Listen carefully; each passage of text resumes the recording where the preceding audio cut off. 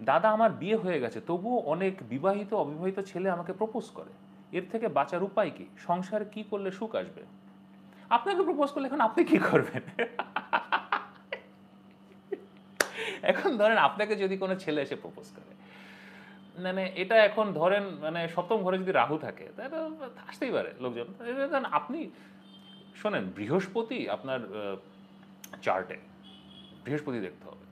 আপনার বৃহস্পতি যদি শক্ত হয়ে যায়, একজন ৫,০০০ লোক প্রপোজ করুক, তাতে কি যায় আসলো? প্রেম নিবেদন করা তো এটাতে দুঃখের বিষয় না।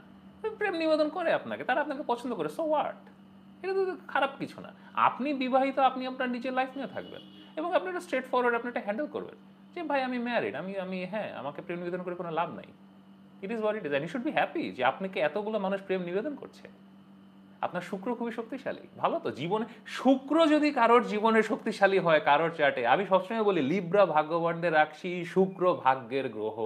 শুক্র যদি জীবনে ভালো থাকে, এই এত জীবন হবে, মানে কি বলবো, মানে প্রেমের জোয়ারে ভাসতে থাকবে জীবন।